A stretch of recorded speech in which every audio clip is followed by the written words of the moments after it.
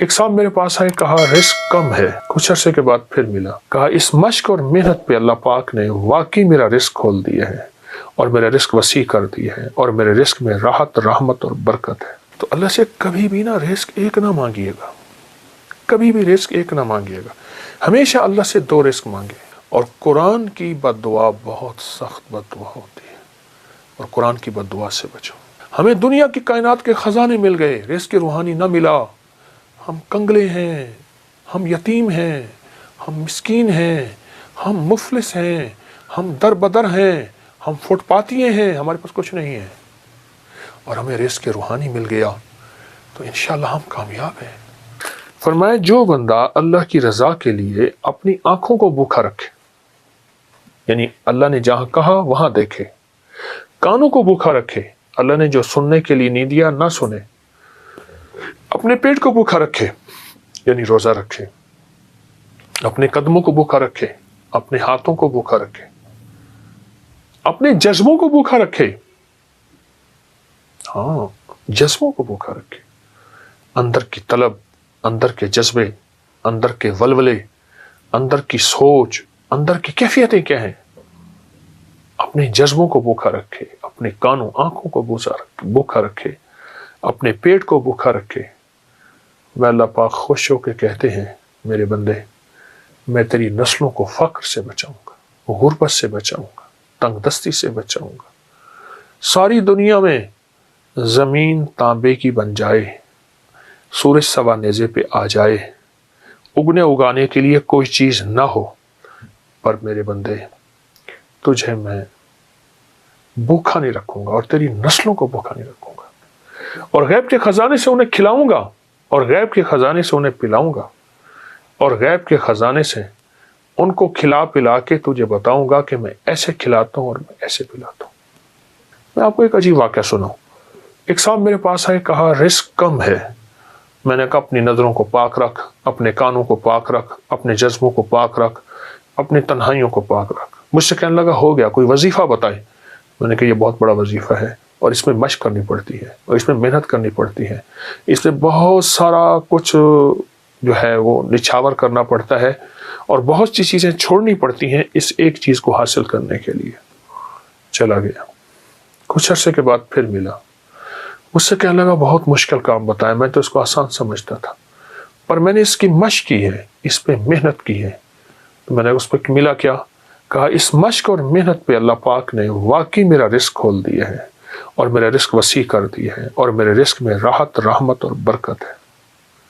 یہ کمال چیز ہے اور زبردست چیز ہے۔ اپنے جذبوں کو، اپنی تنہائیوں کو، اپنے وجدان کیفیات کو پاک کریں گے انشاءاللہ، نظروں کو صاف پاک کر کے اللہ سے رزق کی وسعت مانگیں گے اور رزق کی برکت مانگیں گے اور عافیت مانگیں گے، تو انشاءاللہ ہم دنیا میں بھی کامیاب ہوں گے اور آخرت میں بھی کامیاب ہوں گے۔ ہماری دنیا بھی کامیاب ہوگی، ہماری آخرت بھی کامیاب ہوگی، اور ایسی کامیابی ہوگی جس کو کوئی دنیا کی طاقت ناکام نہیں کر سکتی، جس کو اللہ کامیاب کرنا چاہے۔ اللہ سے دو رزق مانگنے ہیں، اے اللہ رزق روحانی بھی عطا فرما، رزق جسمانی بھی عطا فرما۔ لیکن مجھے دسترخوان مولا وسیع چاہیے، آقا وسیع چاہیے، کریم وسیع چاہیے۔ رزق روحانی کیا ہے؟ رزق جسمانی تو وافر مقدار میں ہمیں مل چکا ہے، رزق روحانی کیا ہے؟ یہ تسبیح، یہ ذکر، یہ اعمال، یہ تلاوت، یہ گناہوں سے بچنا، اس کی نافرمانی سے بچنا، کملی والے پہ درود و سلام، اور حضور کے آل و اصحاب سے محبت، یہ اولیاء کا ادب، یہ سارا رزق روحانی ہے۔ اللہ سے دونوں رزق مانگنے ہیں، رزق جسمانی بھی اور رزق روحانی بھی، اللہ سے دونوں مانگنے ہیں۔ دونوں رزق اللہ کے خزانوں سے لینے ہیں ہم نے، اور اللہ کے خزانوں سے دونوں رزق انشاءاللہ ملیں گے۔ عمر رضی اللہ تعالی عنہ کا ایک فرمان بتاؤں۔ آپ کا فرمان ہے، مجھے اس بات کا فکر نہیں کہ دعا قبول ہوتی ہے یا نہیں، مجھے تو اس بات کا فکر ہے میں کتنا وقت دعاؤں میں لگاتا ہوں، کتنا وقت دعاؤں میں لگاتا ہوں۔ اچھا، ہاتھ اٹھا کے دعا مانگنا ایک بہت بڑا عمل ہے۔ کچھ دعائیں ایسی ہوتی ہیں جو اللہ اور بندے کے درمیان ہیں، اور وہ دل کے اندر سے نکل رہی ہوتی ہیں، اور دل کی گہرائیوں سے نکل رہی ہوتی ہیں، وہ اندر کی کیفیتوں سے نکل رہی ہوتی ہیں، وہ اندر کے وجدان سے نکل رہی ہوتی ہیں۔ کچھ دعائیں ایسی ہوتی ہیں، کچھ دعائیں ایسی ہوتی ہیں، ہاں وہ دعائیں مانگیں، وہ دعائیں اللہ کے خزانوں سے ہم لینے والے بن جائیں۔ تو اللہ سے کبھی بھی نا رزق ایک نہ مانگیے گا، کبھی بھی رزق ایک نہ مانگیے گا، ہمیشہ اللہ سے دو رزق مانگے، رزق روحانی اور رزق جسمانی۔ روحانی رزق آج تک نہیں سنا، وہ یہ ہے، اچھا ہمارے گھر میں روحانی دسترخوان لگتا ہے، جسمانی دسترخوان تو لگتا ہے، ٹیبل پہ نیچے کہیں دسترخوان پہ لگتا ہے، کیا روحانی دسترخوان بھی لگتا ہے؟ اس کو سوچیں۔ اگر روحانی دسترخوان نہیں لگتا تو آج کے بعد روحانی دسترخوان لگائیں۔ تلاوت روز ایک پارہ پڑھ لیں، نہیں پڑھ سکتے ایک پاؤ پڑھ لیں، نہیں پڑھ سکتے ایک ورق پڑھ لیں، قرآن کی زیارت کریں۔ میں ایک مری میں ایک جگہ جانا ہوا تو وہاں انہوں نے کہا ہمارے گھر میں کسی نے جادو کیا ہوا ہے، ہمارے گھر میں مشکلات ہیں، مسائل ہیں، الجھنیں ہیں، ناکامیاں ہیں، پریشانیاں ہیں، بہت زیادہ پریشانیاں تھیں۔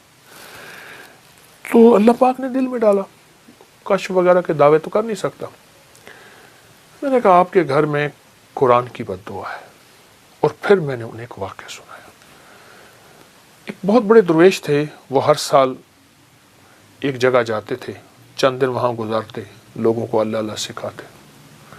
تو انہوں نے کہا حضرت ہمارے ہاں قریب ایک گاؤں ہے، بستی ہے، ان کے لوگ بہت پریشان ہیں، آپ وہاں بھی تشریف لے جائیں۔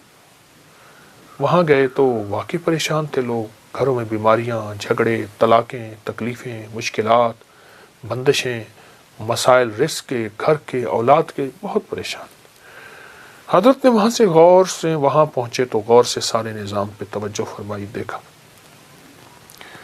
آپ نے فرمایا تمہارے گھروں میں قرآن کی سسکیاں سن رہا ہوں اور قرآن کی بد دعائیں سن رہا ہوں، اور قرآن کی بد دعا بہت سخت بد دعا ہوتی ہے، اور قرآن کی بد دعا سے بچو۔ حیران ہو گئے کہ قرآن بد دعا دیتا ہے؟ فرمایا قرآن کی سسکیاں بھی ہوتی ہیں، قرآن کی بد دعائیں بھی ہوتی ہیں، اس سے بچو۔ ان پڑھ ہو، نہیں پڑھ سکتے، قرآن پاک اٹھاؤ، چومو، اور باوضو، اور اس کی ہر سطر پہ پہلا کلمہ پڑھتے جاؤ، ہر سطر پہ پہلا کلمہ پڑھتے جاؤ۔ اور اگر پڑھے ہوئے ہو، ایک پارہ پڑھ لو، آدھا پارہ پڑھ لو، ایک پاؤ پڑھ لو، تھوڑا پڑھ لو، زیادہ پڑھ لو۔ میری درخواست یہ ہے، اللہ سے رزق روحانی منوائیں، اللہ میری نسلوں کے لیے رزق روحانی عطا فرما۔ ہمیں دنیا کی کائنات کے خزانے مل گئے، رزق روحانی نہ ملا، ہم کنگلے ہیں، ہم یتیم ہیں، ہم مسکین ہیں، ہم مفلس ہیں، ہم در بدر ہیں، ہم فٹ پاتیے ہیں، ہمارے پاس کچھ نہیں ہے، اور ہمیں رزق روحانی مل گیا تو انشاءاللہ ہم کامیاب ہیں۔